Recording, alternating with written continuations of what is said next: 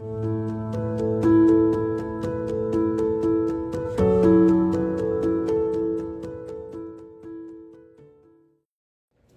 noite a todos. Boa noite. Sejam sempre muito bem-vindos na nossa casa, no nosso pão de socorro, né? Nosso educandário, um lugar tão agradável.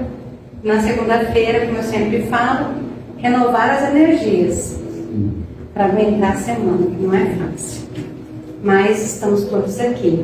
Hoje, o Wagner Elias Jacó veio de Bauru nos prestigiar, né, Wagner? Ele vai falar sobre as parábolas de Cristo, palavras eternas. E o Luiz falou que ele frequenta vários centros espíritas lá, dos quais Chico Xavier, Irmã Catarina, é isso? Sim. Então é bem atuante na área espírita e o senhor já veio aqui, né? Essa é a terceira vez.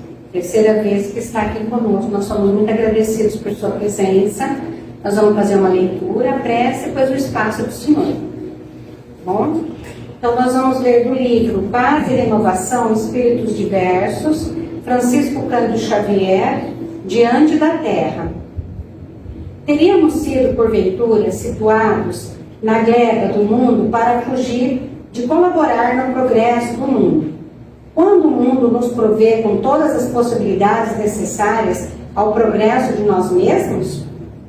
Muitos companheiros se marginalizam em descanso indébito, junto à seara do bem, alegando que não suportam os chamados problemas intermináveis do mundo.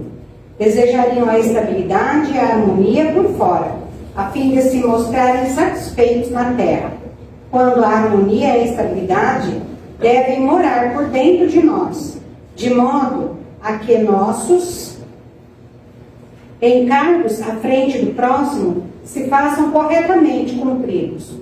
O mundo, em todo tempo, é uma casa em reforma, com a lei da mudança a lhe presidir todos os movimentos através de metamorfoses e dificuldades educativas. O progresso é um caminho que avança, daí o imperativo de contarmos com oposições e obstáculos toda vez que nos engajamos na edificação da felicidade geral. Omissão, no entanto, é parada significando eco.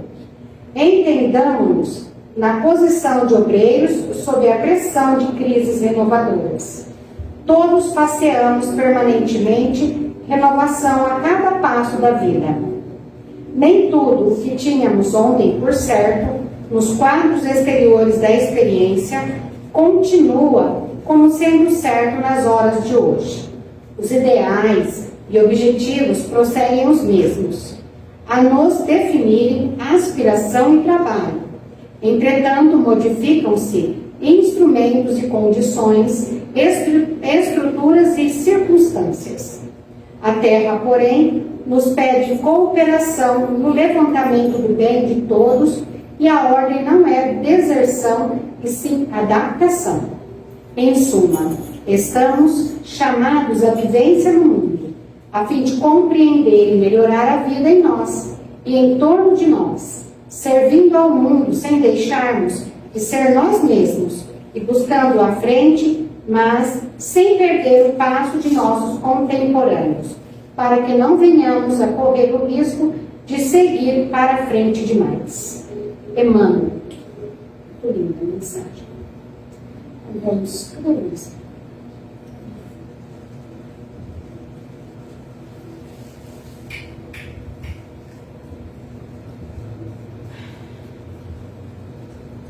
Neste momento, Senhor, mentalizamos a imagem do Teu Filho, nosso amigo e mestre Jesus. Agradecidos por Tuas bênçãos, pelo Teu amor, por todas as oportunidades que nos oferece diariamente de servir na seara do Cristo e de aprender com esta doutrina maravilhosa a nos tornarmos ceareiros e mais humildes perante a jornada da vida. Que a Tua bondade, Pai, se estenda sobre tudo que criastes, sobre o céu e sobre a terra, de luta e sofrimento. Rogamos a Tua proteção para todos que aqui estão presentes encarnados e desencarnados, e que teu amor, Pai, se espalha por onde passar os nossos passos. Abençoa neste momento o nosso palestrante, para que ele seja bem intuído e que suas palavras, Senhor, calem fundo em nosso coração, renovando as nossas esperanças e o nosso aprendizado. Que aos benfeitores queridos, responsáveis por esta casa, estejam sempre conosco, nos auxiliando e nos amparando, para que não caiamos nos males da vida. Em teu nome, Senhor, humildemente pedimos a tua permissão para iniciarmos as atividades desta noite. Assim seja. Padre, fica à vontade, o espaço é todo seu.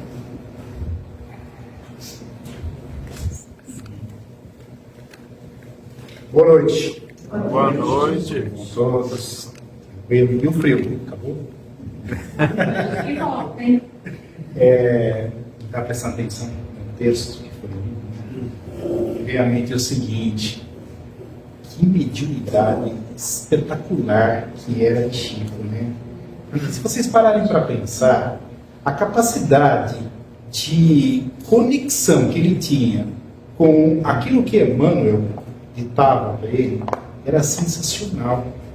E você percebe uma coisa, é um texto que provavelmente, eu não sei quando foi editado esse livro, mas eu arriscaria dizer que foi entre as décadas de 60 e 70.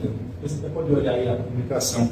Se você olhar, você vê que é uma mensagem que foi escrita provavelmente há 30 ou 40 anos atrás, que parece que ela foi escrita ontem. Tamanha a coadunação, né? Ela casa certinho com o nosso momento. Né? E isso expressa a capacidade... Na década de 70. Década de 70, imaginei. Isso expressa de maneira muito clara o quão afinada era a mediunidade de Chico com aquilo que Emmanuel falava para ele, né? E isso, de certa forma, guardadas as devidas proporções, e tem muitas proporções aí, né? Me leva também a pensar acerca do nosso tema, das parábolas de Cristo. Porque o que ele disse há 2024 anos atrás é incrível, como nos dias de hoje, dia 2 de setembro de 2024, elas estão tão atuais, elas são tão claras no nosso dia, que se você as ler, né, você vai perceber você vai sentir, parece que ela foi escrita ontem, parece que ela foi ditada ontem por Cristo. Tamanha é a capacidade de adequação da palavra de Cristo ao longo dos milênios. Ele disse coisas há 2000 e tantos anos atrás que hoje refletem com tanta clareza, né, e se coadunam tanto com o nosso dia a dia, e isso demonstra o quão elevado era aquele espírito, né? Ele conseguia sintetizar em poucas linhas, em poucas palavras, um conteúdo extremamente profundo e denso. E nos deixou de presente. Tanto é que eu costumo brincar, não sei se eu já falei isso aqui em uma outra oportunidade, né? Eu costumo brincar dizendo que, usando de uma linguagem mais modernosa, né? Eu costumo brincar falando assim, que as parábolas de Cristo, elas são equivalentes àquilo que hoje nós chamamos de consultoria. Né? O que é uma consultoria? Consultoria é aquela prestação de serviço que nasce em razão da seguinte situação: você tem uma empresa qualquer, por exemplo, né? Você tem um problema que você não consegue arrumar uma solução. O que você faz? Vou contratar um consultor. Quem é o consultor? É uma pessoa que tem uma bagagem muito grande, 30, 40 anos de experiência, em cima daquela área, então ela tem muito conhecimento. Então você contrata ela, pagando a peso de ouro, cobra muito caro, e ela vai ouvir o teu problema. Meu problema é assim, assim, assim, assim. Aí o consultor vai pensar, meditar sobre o tema, e vai te trazer uma solução a peso de ouro. As parábolas de Cristo são como consultorias. Só que não são consultorias de uma pessoa que tem 30 ou 40 anos de experiência. São consultorias de uma pessoa que tem pelo menos 4 bilhões de anos de experiência. E são de graça, não são dadas a peso de ouro. né? E elas nos trazem propostas de solução para as nossas vidas, diante dos problemas das nossas vidas, sensacionais. Basta que nós sentemos e nos debrucemos junto delas para tentarmos extrair todo o conteúdo que Cristo tentava passar para a gente. Muito bem. Parábolas de Cristo, palavras de vida eterna. Eu pensei nesse tema por uma razão. Tudo que você lê de parábolas de Cristo, você consegue atribuir eternidade a estas palavras, porque elas trazem consigo conteúdos que para nós são verdades claras, verdades que perpassam o tempo e ganham com isso esse predicado de eternidade. Muito bem. Nesse contexto, falando de palavras de vida eterna, o que nós temos é uma passagem de João, capítulo 6, versículo 68. Opa! Aqui é luz. Isso aqui. É uma passagem de João, capítulo 6, versículo 68, em que Cristo fala assim, né? Respondeu-lhes, pois, Simão Pedro: Senhor, para quem iremos nós? Tu tens as palavras de vida eterna. Era um diálogo que eles estavam tendo, e naquele contexto, os apóstolos viram para ele, né, na pessoa de Simão, e falam assim: Senhor, em algum momento, nós não estaremos mais com você. E aí, nesse momento, o que vai ser da gente? Porque só você tem palavras de vida eterna, ou seja, só você tem palavras que para nós têm sentido espiritual. Né? Aí, Jesus, mais adiante, também no capítulo, no Evangelho de João, porém agora capítulo 14, versículo 3, ele fala assim: E quando eu for, e vos preparar lugar, virei outra vez, e vos levarei para mim mesmo, para que onde eu estiver, estejais vós também. Então, Cristo passa aqui a ideia de que, em condição de eternidade, de futuro contínuo, as almas afins, né, eles estarão todos juntos, porque eles têm afinidade de pensamento. Cristo se referia a eles com esse tipo de entendimento, né? Então, por que são tidas como palavras de vida eterna, né? Elas são tidas porque são ensinamentos que nos expressam a verdade, sem relativizá-la, sem mitigá-la, tampouco deturpá-la. Ou seja, aquilo que Cristo falava, ele reflete exatamente aquilo que nós temos na questão 625 do Livro dos Espíritos. Cristo é caminho, modelo e guia. Se ele é modelo e guia, automaticamente nós entendemos as palavras dele como palavras que precisam ser enxergadas e imitadas. Daí a razão da eternidade dessas palavras, porque elas não tinham nada que pudesse mitigá-las, nada que pudesse deturpá-las, nada que pudesse relativizá-las. Então, são verdades que se ligam à nossa existência, né, em qualquer momento da vida, daí a razão de serem eternas. Quando ele nos falava isso, ele colocava questões extremamente puras no nosso espírito.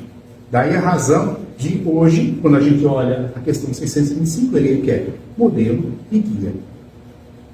Então, as falas de Jesus, especialmente quando expressas em parábolas, são dotadas do quê? De didática própria, pois sua oratória e sua construção lógica eram não só trabalhadas, como também eram possuidoras da exata essência destinada ao perfeito entendimento do público que o ouvia. Lembremos de uma coisa: naquele tempo de Jesus, você tinha diversos públicos, você tinha a sociedade com segmentos próprios. Você tinha agricultores, você tinha comerciantes, você tinha cambiários. Quem eram os cambiários? Né? Naquele momento, naquele ponto do Oriente Médio, ali na Palestina, você tinha um pouco de grego, um pouco de romano, um pouco de israelenses, você tinha caldeus, filisteus, você tinha um monte de gente frequentando aquele pedaço do Oriente Médio. Então era natural que houvesse, inclusive, troca de moedas. Câmbio, né? Como nós temos hoje, né? Dólar, franco, do euro, você tinha câmbio de moedas naquele tempo. Então você tinha a figura do cambiário, a pessoa que fazia câmbio, ela era presente naquela sociedade. Você tinha agricultores, pescadores, as mulheres, você tinha os comerciantes, os cambiários, e Cristo tinha, quando ele conversava com essas pessoas, ele tinha uma didática própria. Para cada segmento da sociedade, ele tinha as palavras adequadas para que aquele segmento, dentro do seu universo, ele conseguisse entender plenamente ou não lhe fosse estranha a fala de Cristo. Ele conseguia adequar para cada um desses segmentos. Então, quando ele se dirigia para agricultores, expressava-se com histórias e exemplos constantes do cotidiano agrícola. A parábola famosa, parábola do joio e do trigo, aqui é a referência bíblica. Quando ele se referia a comerciantes e cambiários, também usava a linguagem própria. Daí a famosa parábola do tesouro escondido da pérola. Da minha referência bíblica aqui. Quando ele se referia a pescadores, a famosa parábola da rede. Outra referência, quando ele se referia às mulheres, a parábola do fermento, com a sua respectiva referência. Por uma questão técnica de estudo teológico, as pessoas que se debruçam a estudar as parábolas de Cristo, elas fazem uma classificação de catalografia. Então, uma determinada categoria das parábolas de Cristo, em especial estas que nós vamos tratar hoje, elas são chamadas de parábolas do reino.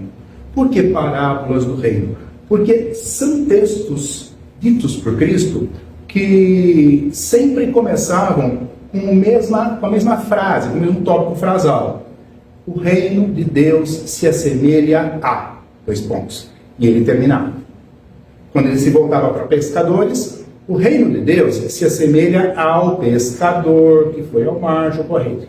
Quando ele virava para as mulheres, o reino de Deus se assemelha àquela mulher que fez o pão em casa, com tanto de farinha, tanto de água, tanto de fermento. Quando ele se voltava para os comerciantes, o reino de Deus se assemelha àquele homem que descobriu um tesouro escondido num terreno, vendeu tudo e comprou o terreno. Então ele sempre começava com essa frase: o reino de Deus se assemelha a... Essas parábolas são tidas como parábolas do reino. E em cima disso que nós vamos tentar desenvolver o nosso estudo de hoje. Então, os discípulos perguntaram a Jesus por que ele se expressava por parábolas. E ele lhes respondeu, Mateus capítulo 13, versículos de 13 a 16. Por essa razão, eles falam por parábolas, porque vendo, eles não veem, e ouvindo, não ouvem nem entendem. Neles se cumpre a profecia de Isaías. Ainda que estejam sempre ouvindo, vocês nunca entenderão. Ainda que estejam sempre vendo, jamais perceberão. Mas felizes são os olhos de vocês apóstolos, porque veem, e os ouvidos de vocês, porque ouvem. O que Cristo queria dizer com isso? Os apóstolos olham para ele e assim, mestre, por que o senhor fala com parábolas conosco? Por que o senhor usa essas histórias? Ele falou assim, eu estou cumprindo a profecia de Isaías. Isaías já dizia, vocês que ouvem não entendem, vocês que veem não compreendem. Por que ele queria dizer isso? Ele queria dizer o seguinte, vocês ainda não têm capacidade de entender tudo que eu tenho para falar para vocês, com a profundidade e a densidade que eu tenho para falar para vocês. Então, por enquanto, eu falo por parábolas. Mas vai chegar o tempo, e eu vou trazer esse trecho bíblico aqui para nós no final, mas vai chegar o tempo em que eu não vou mais usar parábolas com vocês. Eu vou falar de igual para igual, porque vocês estarão num patamar que vocês entenderão a Deus. Nesse momento, a compreensão do reino de Deus vai ser plena, vai ser tranquila para vocês. A ponto de eu, Cristo, não precisar mais falar com parábolas e vocês nem precisar usar a minha pessoa para pedir a Deus. Vocês já podem pedir direto. Eu já saio na jogada e vocês se entendem direto com Deus. É um trechinho de Lucas sensacional. No final a gente lê. Então, nesse sentido, temos as chamadas parábolas do reino, que são ensinamentos de Jesus voltados especificamente a proporcionar entendimento a todos os segmentos daquela sociedade acerca do que é o reino de Deus. Beleza. Então, nas parábolas do reino, o tópico frasal no início, a primeira frase é sempre: o reino de Deus é semelhante a 3 pontinhos. E aí ele vai usar para cada segmento a linguagem adequada, visando o melhor entendimento. Então, se falasse com pescadores, o que ele dizia? O reino de Deus é semelhante a aquele homem que foi ao mar e tirou sua rede, pegou muitos peixes, peixes grandes, peixes pequenos. Voltou para a praia e separou os peixes grandes dos peixes pequenos. Os grandes ele vendeu, os pequenos ele devolveu para a água.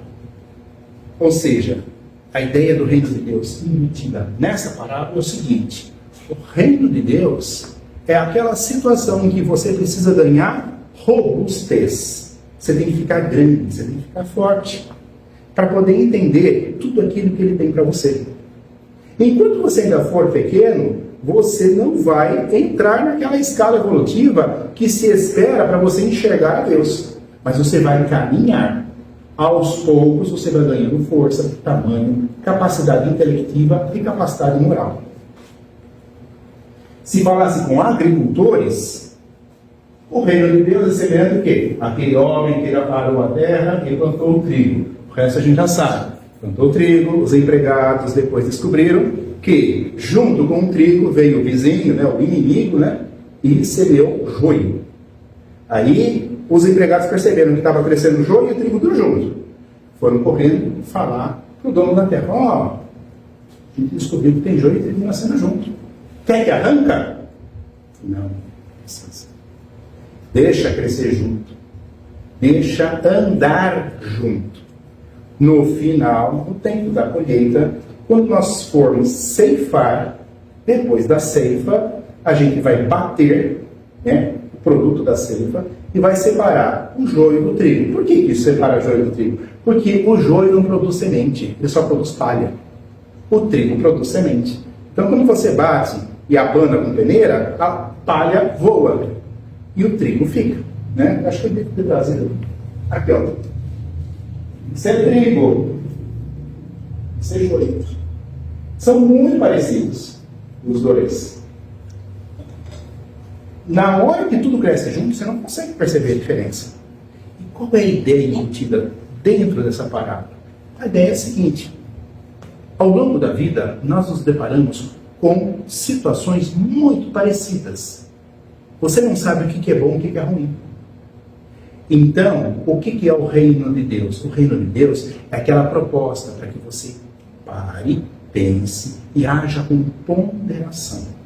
Não tenha pressa, não seja precipitado.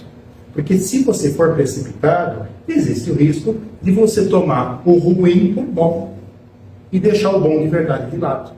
Então, tenha calma, entenda, compreenda, estude, ganhe conhecimento. Aí você vai ser capaz de separar o que é joio do que é trigo. Se fala assim com mulheres, o reino de Deus é semelhante àquela mulher que prepara a massa do pão com 3 partes de farinha, uma parte de água e fermento. Eles de farinha com uma de água, o pão vai ficar meio pesado, tá? Vou pôr um pouco mais de água. Mas qual é a ideia dentro disso? A ideia é o seguinte: nessa parábola, o que Cristo queria passar? O reino de Deus é aquela situação que, se você começa a se debruçar visando a busca desse estado espiritual, você vai entender que é algo que vai ganhando volume dentro de você. É como uma massa de pão. Ela começa pequena e você pondo o fermento, ela vai crescer. Se ela vai crescer, é equivalente à ideia que ele queria passar. O reino de Deus é algo que ganha volume, que faz com que você enxergue mais longe, que faz com que você enxergue com mais profundidade, que faz com que você tenha uma completude acerca de uma situação na qual você se encontra cotejando com a ideia do reino de Deus. Por fim, quando ele falava com comerciantes, o reino de Deus é semelhante àquele homem que descobriu um tesouro enterrado no terreno. E a gente já conhece o resto. O que ele fez? Vendeu tudo e comprou terreno. para ter acesso àquele tesouro. Aí compra o terreno, vai lá, cavoca e encontra o tesouro que ele já sabia que estava lá. Mas ele, o que ele fez? Ele se esforçou, ele se desfez de uma parte daquele que ele tinha, visando algo melhor, maior, que lhe trouxesse mais benefícios. Ou seja, o reino de Deus, nessa linha de pensamento, é tudo aquilo que você finalmente compreende que vai te trazer uma vantagem verdadeira, não uma vantagem efêmera, uma vantagem que realmente essa vem e fica, nem que seja daqui 200 encarnações, mas você compreende que o esforço que você faz hoje, visando o seu crescimento, realmente vai te trazer benefícios reais. Muito bem, então é de se notar que em todas as parábolas do reino, apesar da história narrada ser diferente para cada público ouvinte, a essência do ensino sempre era a mesma. Ou seja, o entendimento do que vinha a ser reino de Deus. Ou seja, ele falava para vários públicos, com discursos distintos, mas a ideia central era sempre a mesma. Tentar passar para estes públicos o sentimento, o entendimento do que vinha a ser reino de Deus. Né? E a narrativa de todas essas parábolas são dotadas de uma construção lógica que lhes é comum. Aí eu pergunto para vocês, qual que é a característica lógica que é comum a todas essas parábolas? Qual é o fio condutor da pregação de Cristo para cada um desses públicos? O fio condutor é o seguinte, né? Vejamos. De onde vem o peixe? Dentro da água. De onde vem o tesouro? De dentro do baú que está dentro da terra. Aonde se joga a semente? Dentro da terra. Como cresce o pão? De dentro para fora. Ou seja, a ideia de interiorização associada ao reino de Deus, ela permeava todas as parábolas do reino. É claro, as outras parábolas tratavam de outros assuntos. Mas as parábolas do reino, elas trazem essa característica muito peculiar, muito específica. Todas as vezes que Cristo queria falar do reino de Deus, ele trazia sempre embutida, ele trazia sempre subjacente a ideia de interiorização. Ou seja, o reino de Deus, em verdade, está dentro de cada um de vocês. Percebam isso. Vá para dentro, viaje para dentro. É lá que você encontra o reino de Deus. Então, qual é a ideia contida, né? Como se percebe, a condição das histórias de Jesus, das parábolas do reino, que é voltada ao tempo específico, qual seja o lado de dentro. Né? A ideia contida nessas parábolas é a que empreendamos, né, uma viagem para o nosso interior. Ou seja, viagem para dentro. Você não vai encontrar o reino de Deus do lado de fora. Você vai encontrar o reino de Deus do lado de dentro. Dentro de quê? De mim. É lá que você vai encontrar.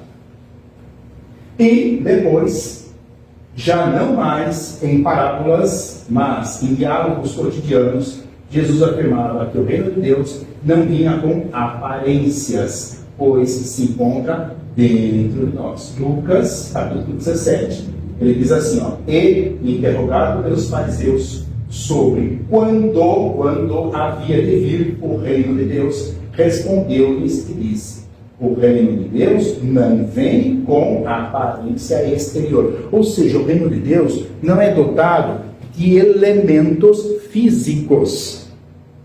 Ele não tem aparência exterior, aquilo que você vê com os olhos ou sente com as mãos. É isso que ele queria nos dizer. Nem dirão, ei-lo aqui ou ei-lo ali. Ou seja, você não pega, ele não tem lugar físico para estar. Porque eis que o reino de Deus está dentro de vós. Ou seja, primeiro ele fala as parábolas do reino. Ó, dentro do lago, dentro do oceano tem peixe. Dentro da terra tem tesouro. Você joga a semente dentro da terra. O pão cresce de dentro para fora. Sempre fazendo referências à sua interiorização. Daí, na sequência, ele vira e fala assim, ó, não vai vir reino de Deus físico. O reino de Deus é interior. Você não vê, você não pega. Ele está dentro de você. Essa afirmação de Jesus nos remete à questão 621 do Livro dos Espíritos, Livro dos Espíritos. Quando Kardec pergunta, questão menos 1, onde está escrita a lei de Deus? Onde está escrito? Aí os Espíritos respondem na consciência. Cristo fala, o reino de Deus está dentro de vocês. 1856 anos depois, vem os Espíritos, através da Espírito de Verdade, e fala assim, Kardec, você está me perguntando onde estão as leis de Deus? Estão dentro de você. Onde? Na consciência. Ou seja, o reino de Deus e a sua consciência estão no mesmo lugar. Onde? Dentro de você. Notem vocês, 1856 anos depois, a Pleiade do Espírito de Verdade, ele apenas complementa, ele não traz uma verdade nova, ele complementa aquilo que Cristo já tinha dito há 2000 anos antes. 1856 anos antes. Né? Percebam, a Pleiade do Espírito de Verdade, ele apenas vem nos trazer um entendimento mais aclarado daquilo que Cristo já tinha dito. Só que nós ainda demoramos a entender tudo o que ele falou. Assim, se o reino de Deus está dentro de nós, compreendemos porque os Espíritos disseram que a lei de Deus está em nossa consciência. O reino de Deus está dentro de você. Onde está a lei de Deus? Na tua consciência. Dentro de você também.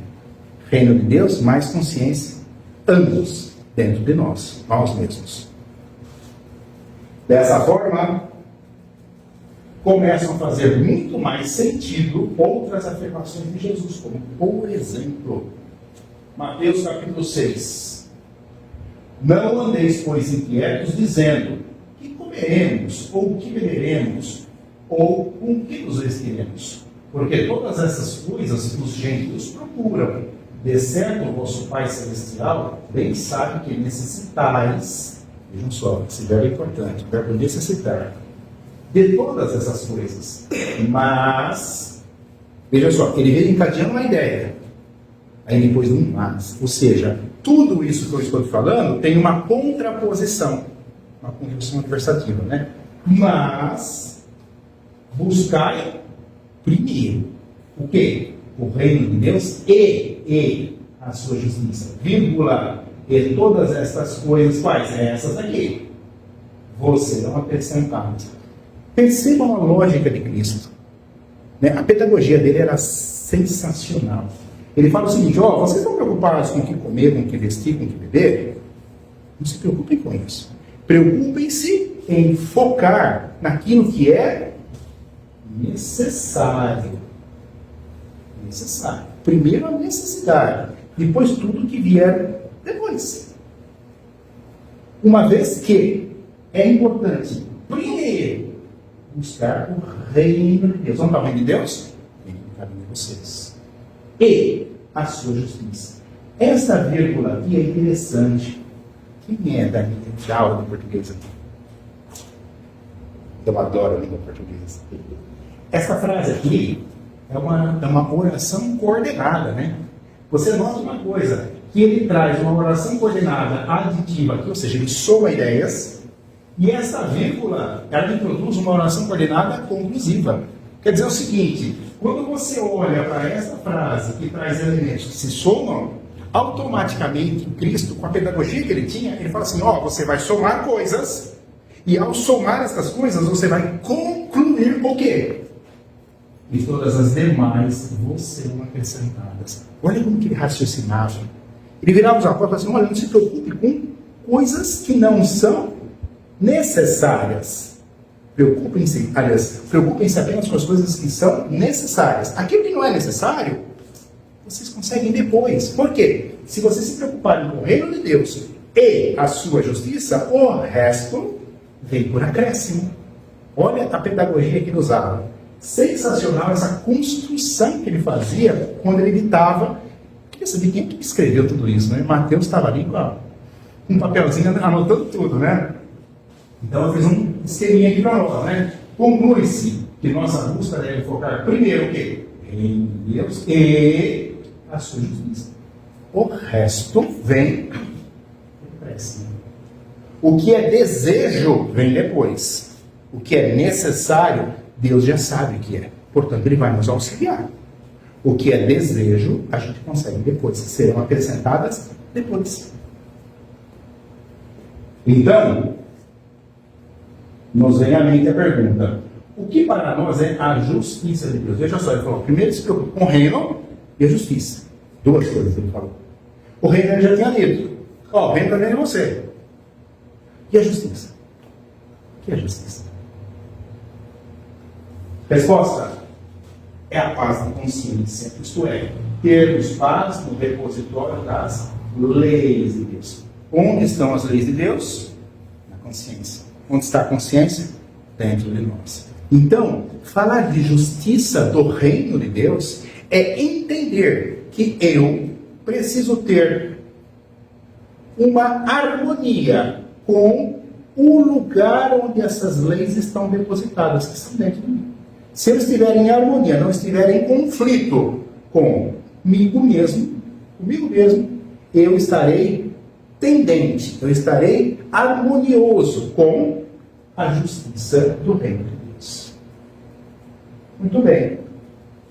Em outras palavras, quando nos autoanalisamos, eu estou olhando para dentro de mim, quando nos autoanalisamos e concluímos que temos harmonia e equilíbrio verdadeiros, onde estão depositadas essas leis de Deus, nós podemos afirmar que nos encontramos justos com a ordem divina.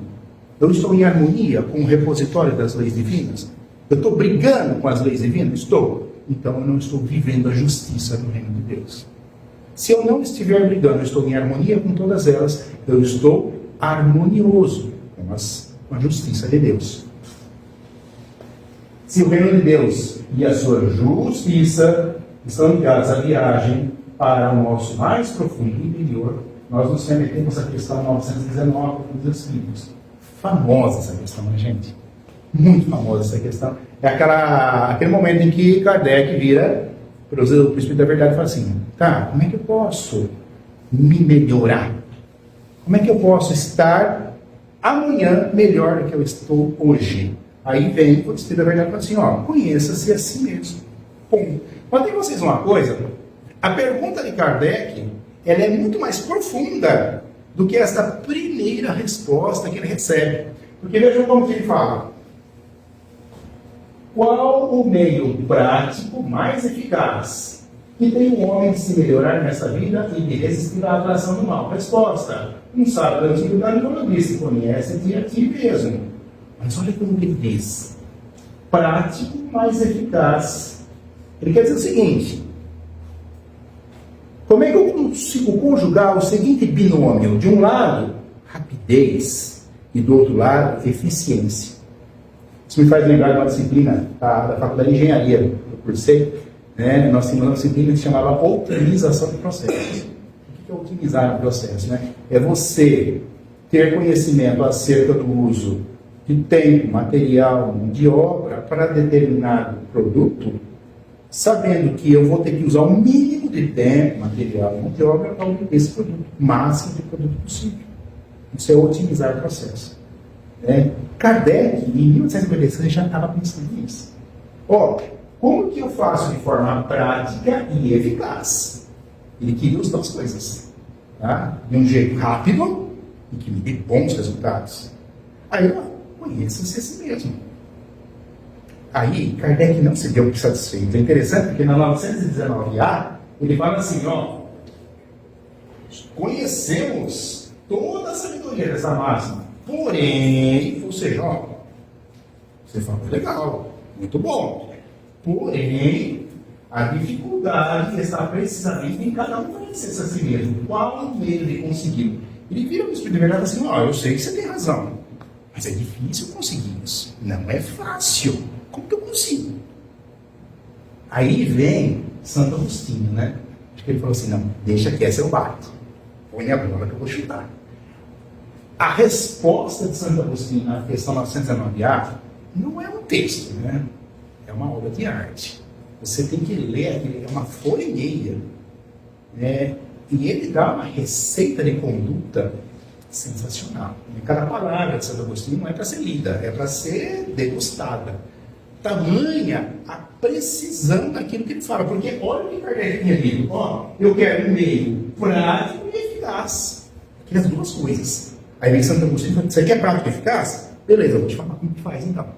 Olha o que ele diz. Eu não trouxe aqui a resposta inteira, porque ela é muito grande, não é o caso de nós analisarmos ela aqui. Mas ela é sensacional. É aquele tipo de texto que eu costumo brincar, né? É para você ter a xerox, você colar na sala, na cozinha, no banheiro, na cabeceira da cama, né? Tudo quanto é canto, você ler, reler, porque tamanha é a precisão, a densidade e a objetividade de Santo Agostinho. Ele diz assim: fazer o que eu fazia quando vivia na Terra. Ao fim do dia, interrogava minha consciência, passava a revista ao que fizera e perguntava a mim mesmo se não faltara algum dever, se ninguém tivera motivo para me se queixar. Foi assim que cheguei a me conhecer e a ver o que em mim precisava de reforma. Ou seja, todo dia, cabecinha no travesseiro, repassa o dia. Todo dia, cabecinha no travesseiro, vai dormir, repassa o dia. E pensa, ó, o que eu fiz de bom, o que eu fiz de errado? O que eu fiz de errado? Ah, tal coisa. Vou melhorar. Todo santo dia. Dirigi, pois, a vós mesmos perguntas, interrogai-vos sobre o que tendes feito e com que objetivo. Veja só, ele falava assim, não é só eu me perguntar o que eu fiz. Ah, eu fiz... Não. É perguntar o que eu fiz e por que eu fiz. São as duas coisas juntas. É e, não é ou. O que o objetivo procedestes em tal ou tal circunstância, sobre se fizesse alguma coisa que, feita por outrem, censurareis, sobre se obrastes alguma ação que não osareis confessar. Ou seja, aquilo que você fez em segredo, você se aprovaria, mesmo que você fosse olhar para si mesmo no espelho? Perguntai ainda, essa pergunta é demais, né? Ele fala assim, não, perguntai ainda. Você pergunta aí, o que eu fiz? Por que eu fiz? E olha a terceira pergunta. Se aprovesse a Deus chamar-me nesse momento, teria que temer o olhar de alguém ao entrar de novo no mundo dos espíritos, onde nada pode ser ocultado? Se eu desencarnar esta noite, eu vou tranquilo? Eu vou levinho? É isso que ele falava. Pô, você quer mais objetividade que essa? Você quer mais eficiência que isso? Não tem. Por isso que eu falo, a resposta de Santo Agostinho é sensacional. Ele enfia o dedo na ferida de um jeito que não tem como você falar, não entendi. E aí? Partiu hoje à noite. Vai tranquilo? Olha o que ele diz mais. Examinai o que pudestes ter obrado contra Deus, em primeiro lugar. Depois, contra o vosso próximo, em segundo lugar. E, finalmente, contra vós mesmos. As respostas vos darão ou o descanso para a vossa consciência ou a indicação de um mal que precisa ser curado. Avaliou? Tá tranquilo? Joia. Toca o jogo. Avaliou? Não está tranquilo? Refaça. Repense. É importante você fazer isso agora. Opa. Quando estiveres indecisos sobre o valor de uma de vossas ações, inquirir como a qualificaríeis se praticada por outra pessoa. Se a censurais noutrem, não a podereis ter por legítima quando fordes o seu autor, pois que Deus não usa de duas medidas na aplicação da sua justiça. Ou seja, você está em dúvida? Estou em dúvida. Não sei se aquilo que eu fiz é bom ou ruim. Beleza. É simples. Se aquilo que você está em dúvida fosse feito por uma pessoa, para você, você ia achar bom ou ruim? Ah, eu ia achar ruim. Então, ruim. Ponto. Porque Deus não usa dois pesos, duas medidas. Ele usa só um peso, só uma medida. A justiça dele é justa. Então, é simples de você perceber. Repito, a objetividade de Santo Agostinho é sensacional. O texto é muito grande para a gente, não tem sentido trazer ele aqui agora para nós. Mas a proposta é o seguinte: justiça do reino de Deus. Qual é o caminho para eu compreendê-la? É eu cotejar, eu comparar o que eu fiz com as leis de Deus. Compara. Está batendo? Joia. Você está harmonioso com a justiça de Deus. Comparou, não está batendo? Você não está harmonioso. Portanto, o item reino de Deus, você foi batendo. Agora, o item justiça do reino de Deus, esse daí você está batendo. Você precisa repensar e rearrumar muitas condutas. Pergunta para todos nós, né? E eu me incluo nessa pergunta, tá? Quando estamos fazendo essa viagem interior proposta por São Agostinho? 31 de dezembro, 10 para meia-noite. Devia pôr 23,50, eu coloquei uns 50, tá? Mas entenderam. Santo Agostinho dizia todo dia. Só que 99% das pessoas fazem esse exame de consciência 10 para meia-noite no dia 31 de dezembro, né?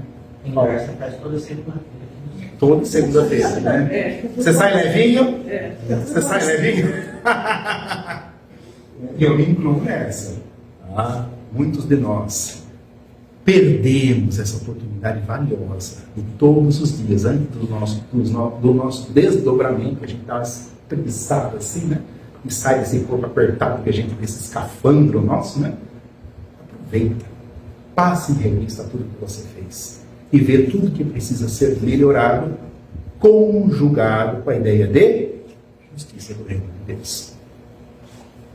Lembremos, né? A proposta dele é para que a viagem seja íntima e seja feito todos os dias, né?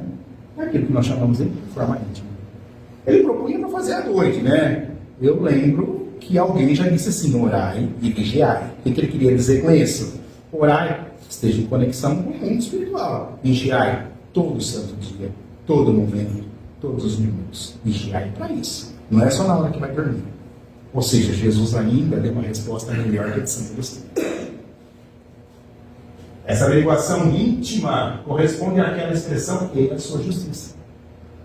Isso falou. Procurar primeiro o reino de Deus e a sua justiça. Essa expressão e a sua justiça é essa viagem íntima interior que nós fazemos. Daquele trecho evangélico, né? Em que Cristo afirma para que busquemos o reino de Deus e a sua justiça, né?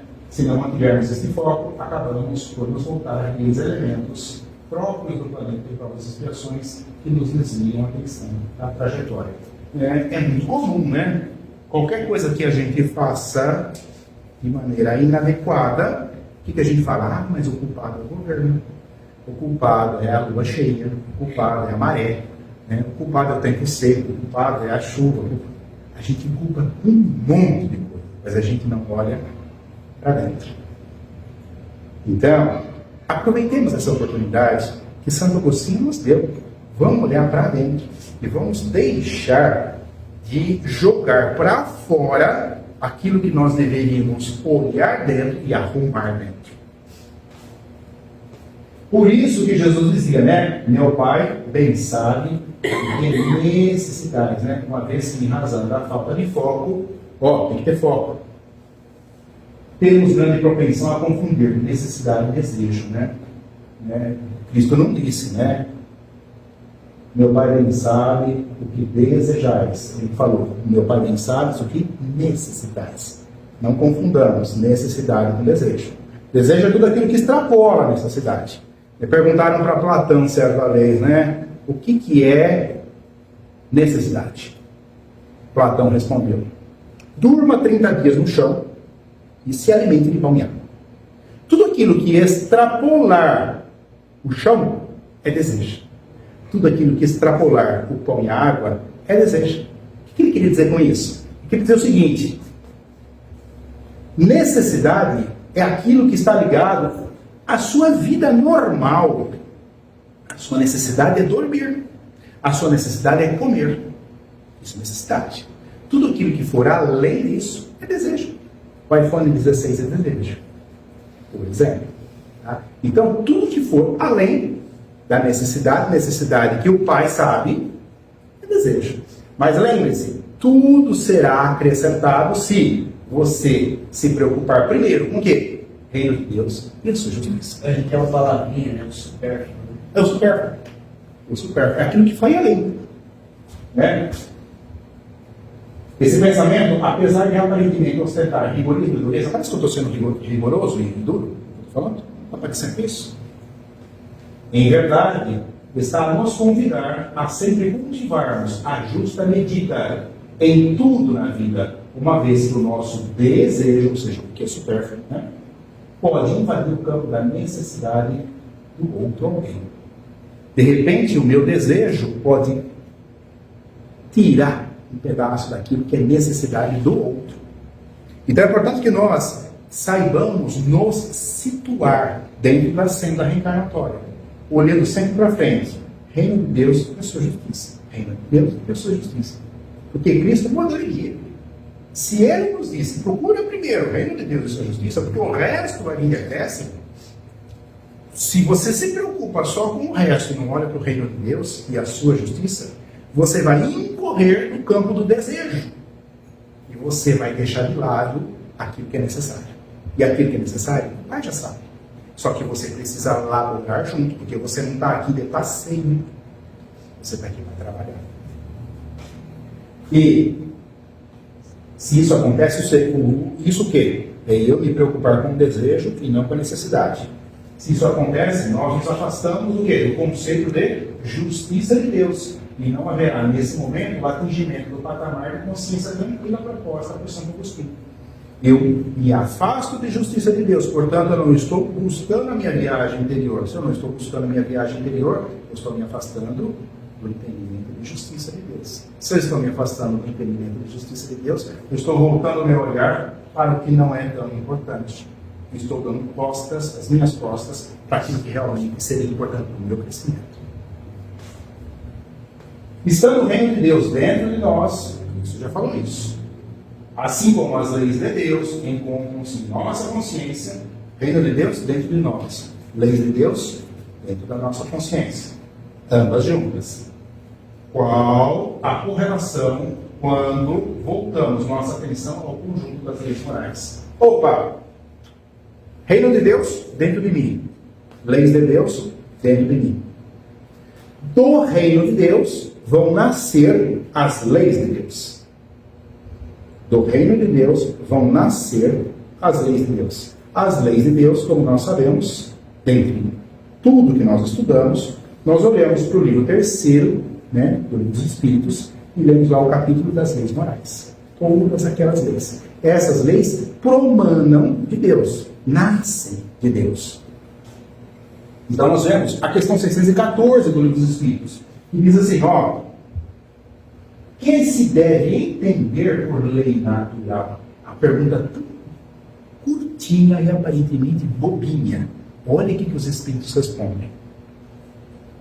A lei natural é a lei de Deus. É a única verdadeira para a felicidade do homem. Indica-lhe o que deve fazer ou deixar de fazer, e ele só é infeliz quando dela se afasta. Veja só, olha como os Espíritos conectam as ideias.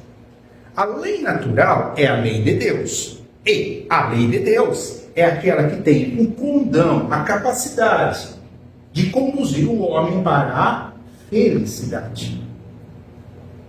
É ela, a lei de Deus, que vai dizer, haja dessa forma, haja daquela outra forma. Porque ele só vai ser infeliz quando dela se afastar. Vejam só uma coisa. Os Espíritos não falam que a felicidade deixa de existir. Porque ela vem de Deus. Ela é a consequência natural da nossa obediência às leis de Deus. A felicidade não deixa de existir. Porque ela provém de Deus. Eu, encarnado no planeta de provas e expiações, no momento em que eu me afasto das leis de Deus, eu vou ficando cada vez mais infeliz. No momento em que eu me aproximo das leis de Deus, eu vou ficando mais feliz. A relação é diretamente proporcional. Olhem só como que os Espíritos colocam. É uma lógica profunda esta. E parece uma resposta bobinha. Por isso que Paulo, em suas cartas, dizia que Deus é um sol em torno do qual nós orbitamos. Ou seja, do reino de Deus promanam as leis de Deus. As leis de Deus são as únicas, única, e única, que trazem a felicidade para o ser humano. Então, quando eu me afasto delas, elas não deixam de existir, sou eu que vou ficando longe, cada vez mais longe, e vou ficando infeliz. Mas a infelicidade aí é importante que a gente não confunda com alegria e tristeza, tá? Alegria e tristeza é outra conversa, outro canal. Vou falar disso já já. Felicidade é uma característica divina. Alegria e tristeza são circunstanciais, próprias do planeta e próprias pessoas. Então, leis naturais são as leis da natureza. Lei da gravidade, inércia, ação e reação, leis da química, etc. Essas são também leis naturais. Mas também são quais? As leis morais. Adoração, sociedade, progresso, reprodução, destruição, trabalho, igualdade, harmonia, fiscalidade, etc, etc. E nós conhecemos lá no terceiro, os espíritos. São as leis morais que todo mundo, em um momento ou outro, de maneira mais intensa ou menos intensa, vai fazer um poema, vai fazer um CID, vai fazer um ESD, vai acabar se defrontando no estudo das leis morais, que são leis de Deus. Então, há de se notar que no texto da questão 614, essa que a gente estava vendo, né, há a seguinte afirmação: a lei natural é a lei de Deus, é a única verdadeira para o quê? A felicidade do homem. Então, de Deus provém as leis de Deus, e as leis de Deus, por sua vez, têm a capacidade de pegar na nossa mãozinha e falar assim: vem cá que eu vou te levar para a felicidade. É isso que os Espíritos disseram. Assim, o conteúdo da questão 614 deve ser combinado com o conteúdo da questão 13 dos Espíritos. O que nos diz a questão 13? Questão 13. Quando dizemos que Deus é eterno, infinito, imutável, imaterial, único, onipotente, soberanamente justo e bom, temos a ideia completa dos seus atributos? Pergunta de Kardec. Olha o que os Espíritos respondem. Do vosso ponto de vista, sim. Porque eles abranger tudo. Sabem, porém, ou seja, até aí tá bom, mas tem mais coisas. Sabem, porém, que há coisas que estão acima da inteligência do homem mais inteligente, as quais a vossa linguagem, respeito às vossas ideias e sensações, não tem meios de exprimir. Ou seja, agora, nesse momento, no nosso padrão encarnatório, no nosso padrão evolutivo, o que é que nós entendemos acerca de Deus? Ele é eterno, infinito, imutável, material, único, potência, soberanamente justo e bom. Ah, beleza. Tem mais características? Sim. Você entende agora? Não, não entendo. É a mesma coisa uma criança chega para você e fala assim: eu quero carro seu. A criança de 6 anos, 7 anos. Eu quero que você me dê seu carro para eu viajar de Garça até Marília. Você dá a chave do carro para uma criança de 7 anos? Você não dá. Você não me ama, você não me quer, você isso, você peneia, rola, faz birra no chão, né? Eu quero. Você vai dar a chave do carro? Mesmo assim? Você não vai dar. Por quê? Porque você sabe que ele ainda não entende que um monte de coisa ainda não é possível, que ele não é capaz de fazer. Quando nós nos voltamos para a ideia de que Deus é eterno, infinito, blá, blá, blá, blá, blá, é a ideia que nós temos agora da criança de 7 anos.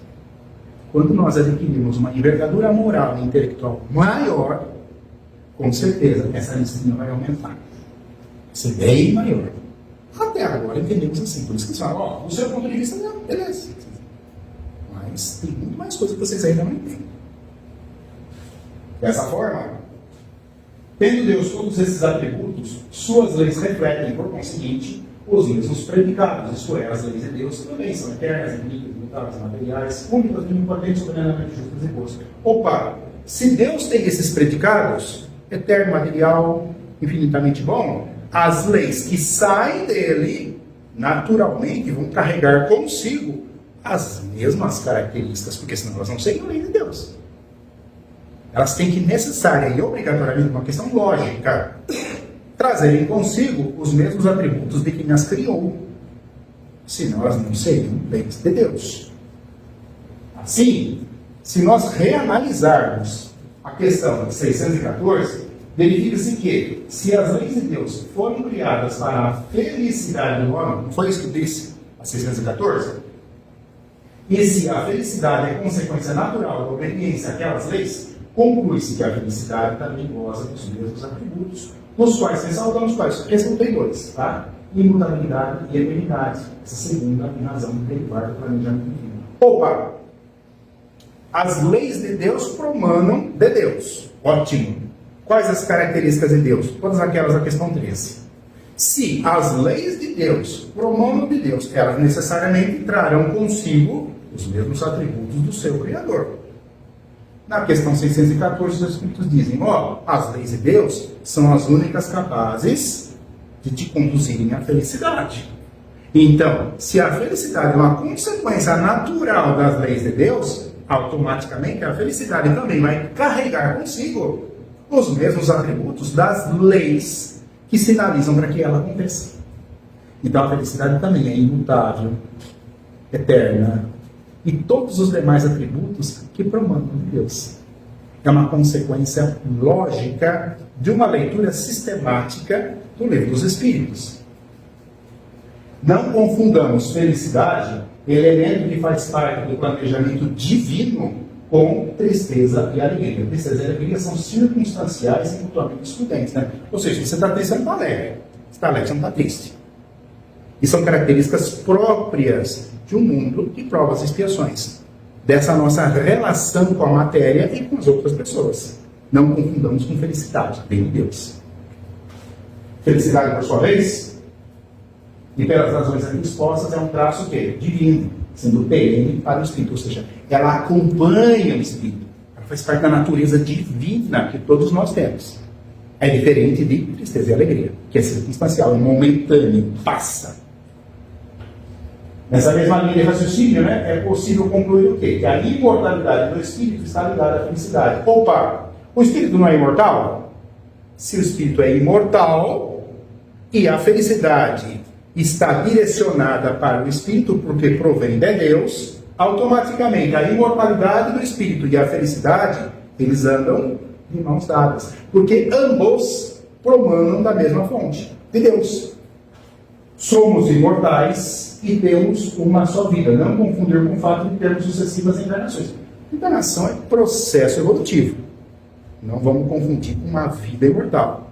Mesmo porque também a vida não começa no berço e nem termina no túmulo. A vida antecede o berço e sucede o túmulo. A vida é um contínuo que vai sendo salpicado por encarnações e desencarnações, visando o nosso crescimento. Dessa maneira, se a vida nunca acaba e a felicidade também nunca acaba, conclui-se que a felicidade é a própria tônica da vida. Ou seja, não termina a vida nunca? Não termina. Então a felicidade que a acompanha vai ser a tônica, vai ser o supedâneo daquela continuidade eterna da vida. Né? Só descobrimos isso,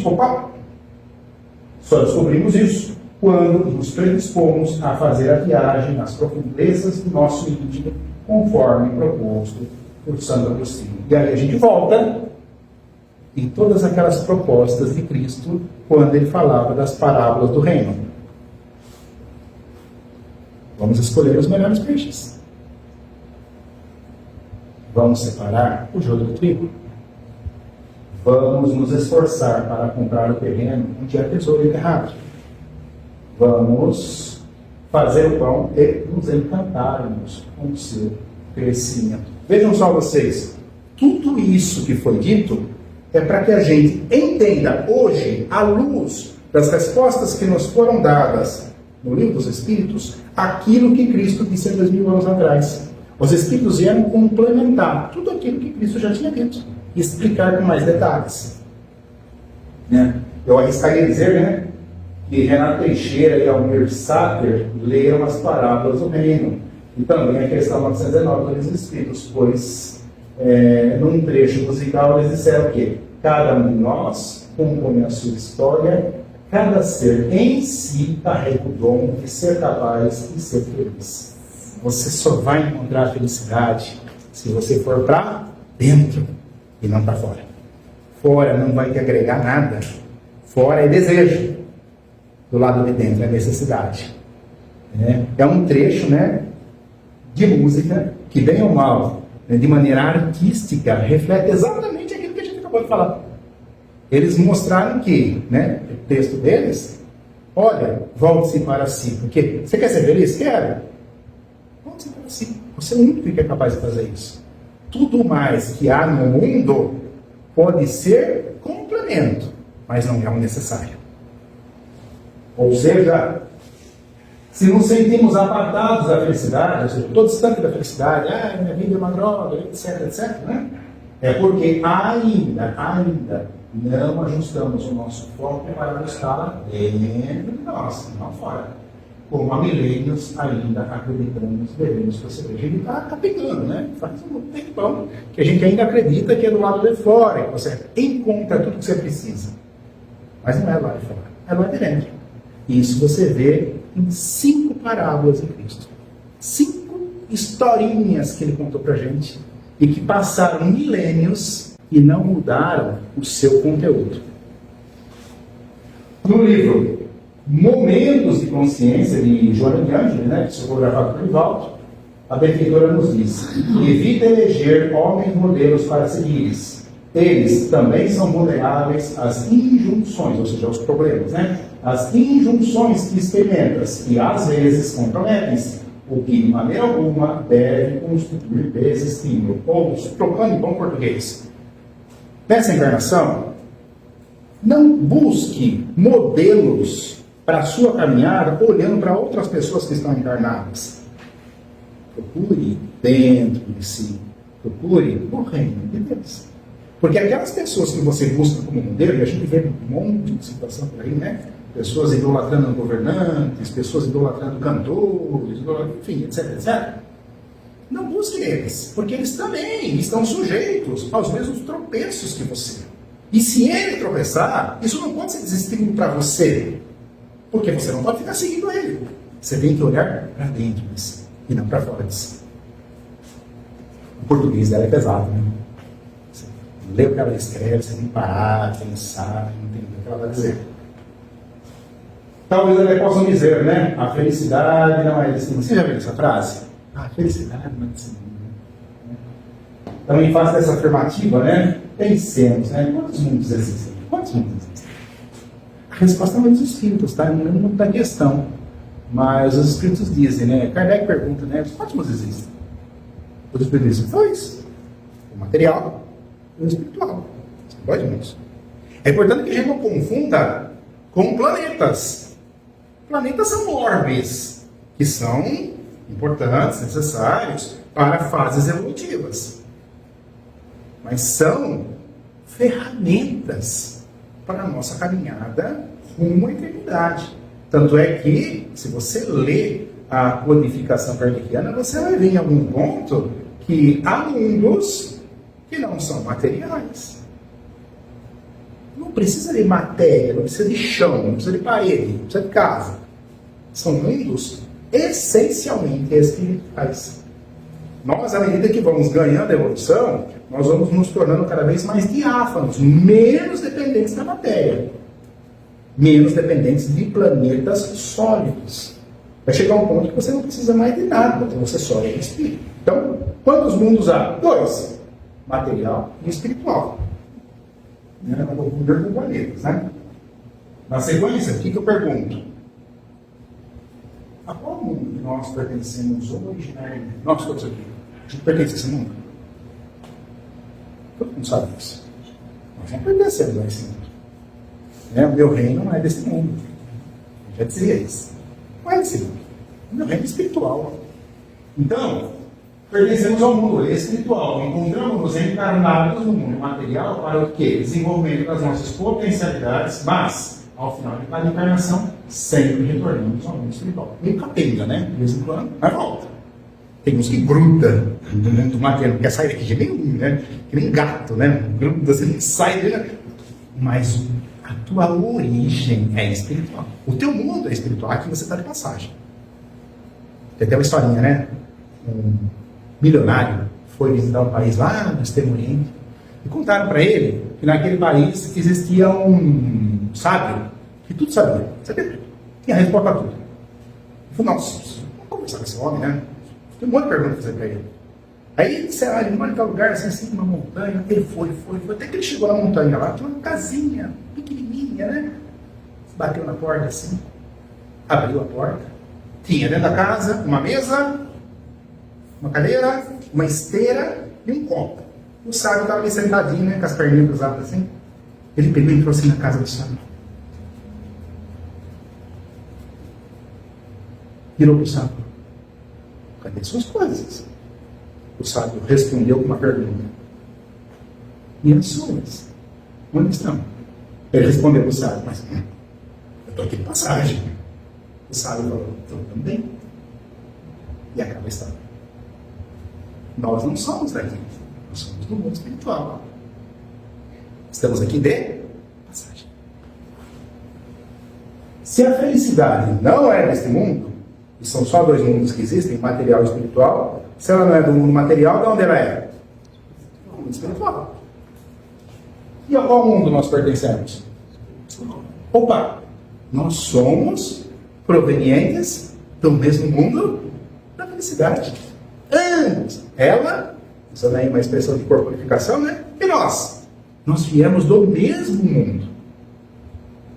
Só que o nosso entendimento aqui está limitado pela matéria. É diferente, todo mundo entende isso. Mas a felicidade veio da mesma fonte da qual nós viemos também. Se nós e a felicidade somos originários do mesmo mundo, isso nos faz enxergar a vida com outros olhos, concluindo que ela é boa, por dois motivos. Primeiro, nunca acaba. Segundo, sou eu o principal ator, pois eu sou filho de quem criou tudo isso. Isso me faz lembrar de uma passagem. Quem tem mais de 35 aninhos aqui? Ninguém. Vou levantar os dois, que já vai ser o dobro. Em 1993, 92, alguma coisa assim, acho que 93. E eu estava na casa dos meus pais, naquele tempo ainda ia fazer faculdade, e era férias de junho, alguma coisa assim. E eu estava assistindo o Jô Soares 11h30, aquele tempo, o Jô Soares no SBT. Né? E o Jô, naquele dia, naquela noite, ele tinha trazido um senhor para ser entrevistado, e esse senhor, ele detinha, inclusive, um prêmio do Guinness Book, porque ele era, naquele momento, em 93, o ser humano que mais lia, escrevia e falava idiomas no planeta Terra. Ele era brasileiro, 70 anos mais ou menos naquela ocasião, já deve ter desencarnado agora, e ele, naquele momento, ele ostentava esse prêmio, né, esse título do Guinness Book, porque ele falava 60 idiomas. Eu mal falo português. Ele falava 60 idiomas, falava ali e escrevia 60 idiomas. Aí a entrevista foi, puxaram um monte de coisa. E a última pergunta, o Jô vira para ele e faz uma pergunta. Eu entendi o que o Jô queria, mas a resposta daquele senhor foi tão inusitada, tão criativa e tão espiritualizada, que o Jô parou assim e encerrou realmente a entrevista, acabou. O Jô virou para ele e falou assim, né? Qual foi a última pergunta? Fulano, qual é o seu limite? Como a dizer? Você tem 70 anos, você fala 60 idiomas, fala bem, escreve. Você quer chegar a quantos, né? 62, 65? Quantos idiomas você quer chegar antes de morrer? É isso que ele quis dizer. E aquele senhor respondeu assim: Jô, você quer saber meu limite? Sim. Jô, eu sou filho daquele que é ilimitado. Como é que eu posso ter limite? O meu pai não tem limite. Eu tenho o DNA dele. Eu não tenho limite. Eu sou ilimitado também. O João parou assim, esperava essa resposta. De jeito nenhum. Certa vez, eu dava aula ainda na faculdade, naquele tempo, faz uns 6 anos mais ou menos. E tive um aluno, ele estava no 5º ano, eu dava aula na faculdade de Direito, e esse aluno estava prestes a se formar, já dali a 2 meses ele ia se formar, e eu estava caminhando rumo ao estacionamento da faculdade, com a minha maletinha assim, dando assim, e esse aluno veio batendo papo comigo, e conversando, ele virou para mim e falou assim: professor, vou falar uma coisa do senhor. Eu falei: o quê? Eu tinha vontade de fazer mais uma faculdade, tenho vontade de fazer engenharia mecânica. Legal. Será que eu consigo? A pergunta: será que eu consigo? Eu virei para ele e falei assim: quem que é teu pai? E a conversa acabou. Todo mundo é filho de quem criou tudo isso. Então a vida é boa, ela não acaba, porque eu sou filho dele. Não há como eu me afastar daquilo que ele me ofereceu, que é a felicidade. Eu posso ficar longe, mas ela nunca vai deixar de existir. Isso nos traz a certeza, dessa maneira, temos meios seguros de caminharmos com uma construção do reino de Deus, da sua justiça, em nossa consciência. Contudo, é importante nunca nos esquecermos do que disse Jesus. Lá no começo eu não falei assim, Cristo dizia, eu falo por parábolas, vocês ainda não entendem. Depois eu falei assim também, mas vai ter um tempo, e eu vou trazer esse trecho ali para vocês, que Cristo vai dizer, não vou falar uma palavra, não. Vocês se entendam com Deus, eu não vou nem se é mais necessário. Olha como que ele fala. João, capítulo 16. E naquele dia, nada me perguntareis. Na verdade, vos digo que tudo quanto pedirdes a meu Pai, em meu nome vos dará. Até agora, nada pedis em meu nome. Pedi e recebereis, a fim de que vossa alegria seja completa. Ou seja, quando vocês pedirem ao Pai, em meu nome, vocês vão ganhar. Vocês vão ganhar. Até agora vocês não pediram nada. Mas se pedirem, vão ganhar. Obviamente, ele dizia sobre aspectos espirituais, né? Disse-vos isto por parábolas. Chegará, porém, a hora em que não vos falareis mais por parábolas, mas abertamente vos falarei acerca do Pai. Ou seja, hoje eu estou te falando por parábola, mas vai chegar o dia que eu não vou mais precisar falar por parábolas. Eu vou falar abertamente com vocês e vocês vão me entender, porque vocês vão ganhar envergadura moral e espiritual. Naquele dia, ou seja, lá no futuro, naquele dia, pedireis em meu nome, e digo-vos que eu não rogarei por vós ao Pai. Ou seja, no momento em que vocês compreenderem Deus, vocês não precisam mais de mim. Vocês podem alçar o voo que vocês entenderem adequado. Porque a relação de vocês vai ser com Deus e não mais comigo. Eu sou apenas uma passagem para vocês chegarem a Deus. No momento que vocês chegarem, eu já não sou mais necessário.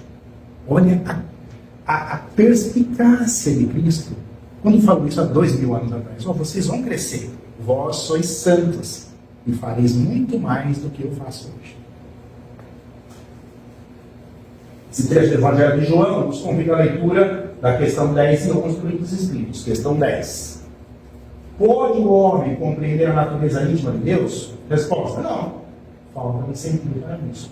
Você entende Deus? Não. Tem muito arroz com feijão para você comer ainda. Questão 11.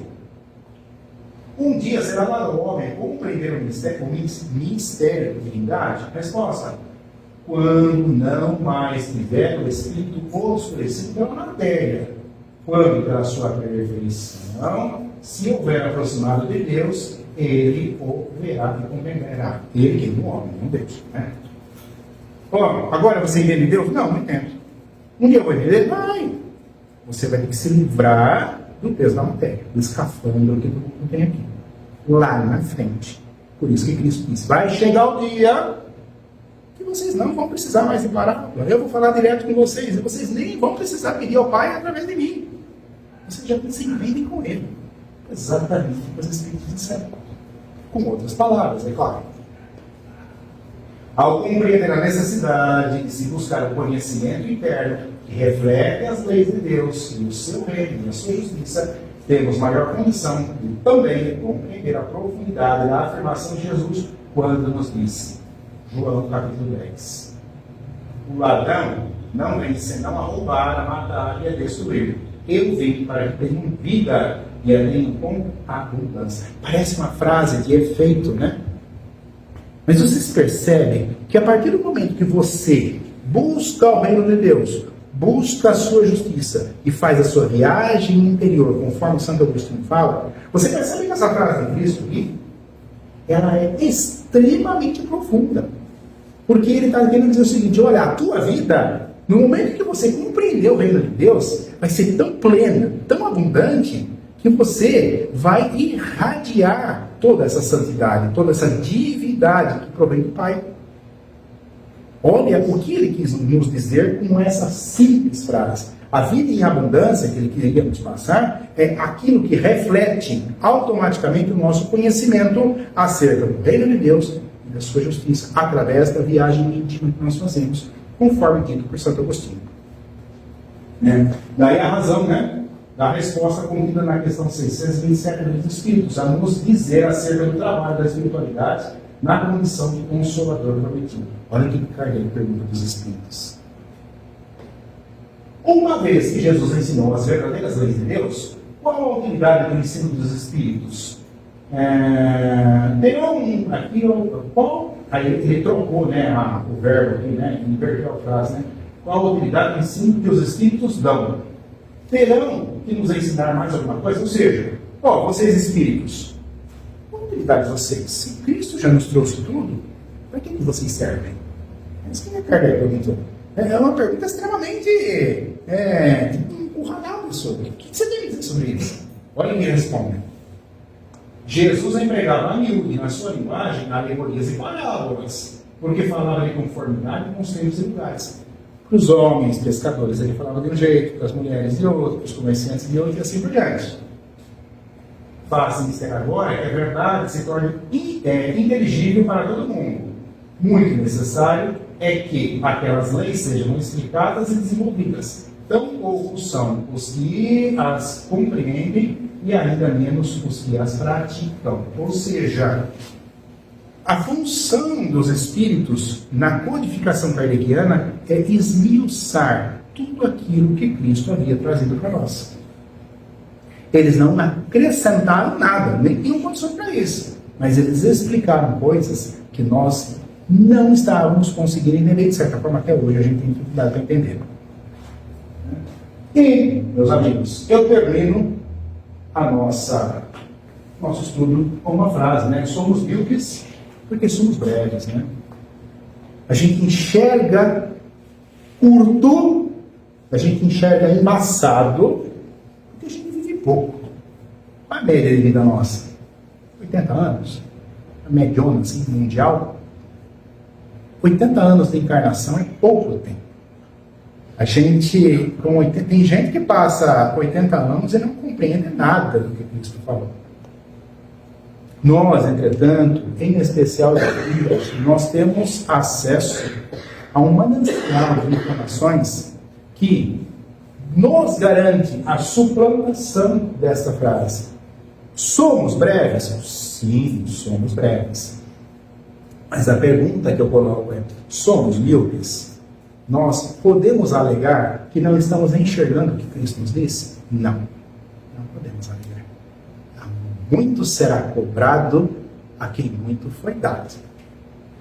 Então, quando nós olhamos para a questão 919, do Livro dos Espíritos, cotejando ela com tudo que Cristo falou sobre o reino de Deus e a sua justiça, nós entendemos que a viagem interior necessária para que a gente possa pôr em prática todas essas palavras de vida eterna que advêm das parábolas de Cristo, ela é possível porque nos foi dado um roteiro seguro, porque ele é modelo e guia, para que nós consigamos dar um passinho melhor nessa encarnação e assim entendermos, chegarmos um pouco mais perto daquilo que vem a ser reino de Deus e a sua justiça.